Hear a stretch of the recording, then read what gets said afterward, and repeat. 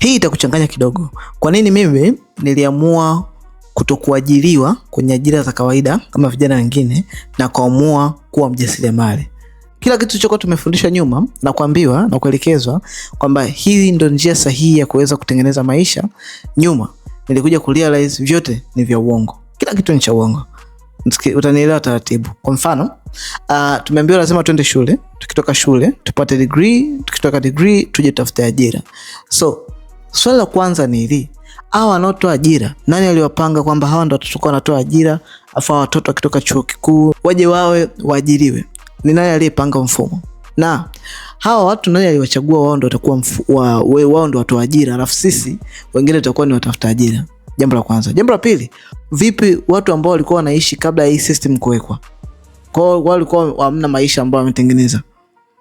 Na do you think kweli kabisa kwa akili yako timamu, lecturer anayelipwa $1.5 milioni chuo kikuu ndio anaweza kuamua maisha yako yote jumla? Yaani yeye mwenyewe analipa $1.5 milioni.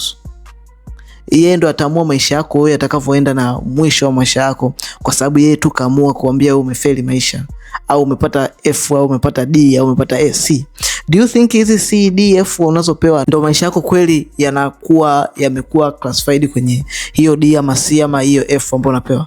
Do you think really mfumo ni mfumo ambao ndo pekee unaotakiwa kuleta matokeo? No. Ukifuata huu mfumo utarealize kabisa haya mambo tuliyoambiwa ni uongo. Ngoja nikupe mfano. Angalia watu wanaokuinspire kwenye jamii, Tanzania, Afrika ama dunia nzima. Angalia ni nani kati yao ameajiriwa na mtu. Angalia mtu yoyote ambaye anakuinspire kwenye biashara, kwenye career, kwenye kitu chochote, ni nani ameajiriwa na mtu? Hamna mtu aliyeajiriwa. Wanafanya nini? Wanamiliki makampuni yao. Wameingia kwenye nini? Wameingia kwenye ujasiriamali.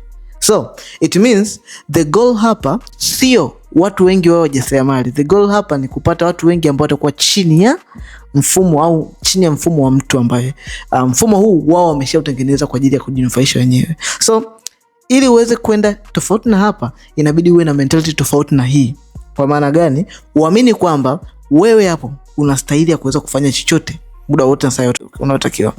Sipingi watu kuajiriwa, kwa sababu kuajiriwa ni moja ya mtu unaweza kumpa mentorship, kwa maana kwamba anafundishwa game inaendaje, biashara zinafanyikaje, mzunguko upoje, namna gani kuenda wateja, kuenda biashara, kuenda mzunguko wote.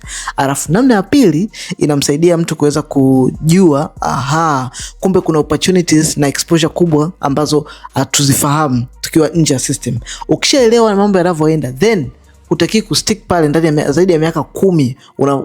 Unajifunza kitu gani ndani ya miaka 10? At least miaka 2, 3 mpaka 5. Baada ya hapo unachukua hatua, kuanza kufanyia hatua wewe mwenyewe kila kitu kilichoko mbele yako. So ukistuck kwenye kulipwa $300,000 kwa mwezi, $600,000 kwa mwezi, $800,000 kwa mwezi, $1,000,000 kwa mwezi, ukaamini haya ndo maisha kwa kulipa $1,000,000, $1,150,000 kwa mwezi mzima, ukaamini haya ndo maisha, sahau kupata vitu vya ndoto vyako. Uwezi kuishi maisha ndoto yako kwa kuendelea kulipa $300,000 au $500,000 ama kulipa mshahara kwa mwezi. Kwa sababu gani? Hata ufanye kazi vipi, hamna kitu kitakachoongezeka. Hata upambane vipi, hamna kitu kitakachotoka chini ya cycle na system ambayo unaendesha. So nini unatakiwa kufanya?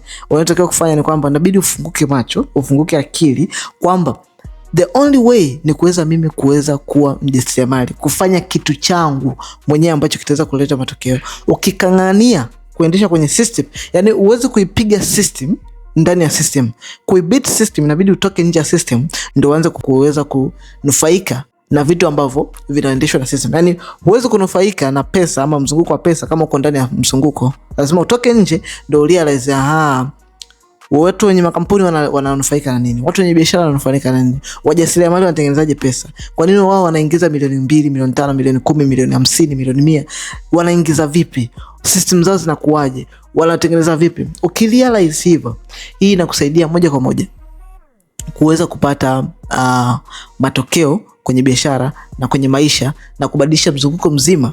Kwa nini uendelee kuishi maisha yale ambao wameishi babu, baba, mjomba na kila mtu? Wanaajiriwa, wanaishia kulipa $800,000, maisha yanakuwa ni yale magumu.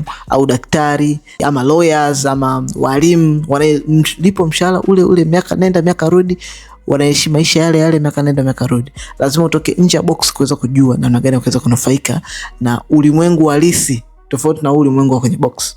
So kama wewe ni mtu huyu unatamani kujifunza namna gani ya kuweza kuanza, hakikisha umesubscribe kwenye hii channel, kwa sababu nitakuwa kila siku hapa tutakuwa tunatoa content hapa kwenye page yetu ya kwa ajili ya kuweza kuwezesha wewe kujifunza nini cha kufanya, unawezaje vipi kuweza kuescape hii system za zamani ambazo zimekuwa zimekandamiza muda mrefu. Ukisha subscribe hakikisha unawasha alama ya kengele kwenye channel, kwenye YouTube channel hii, ili kuweza kuwa wa kwanza kuweza kujifunza. Cha pili, ninavyoongea hapa kuna namba ambayo inaonekana hapo kwenye screen yako. Piga hii namba ama tuma ujumbe kwa WhatsApp. Fuata masharti. Piga hii namba ama tuma ujumbe kwa WhatsApp.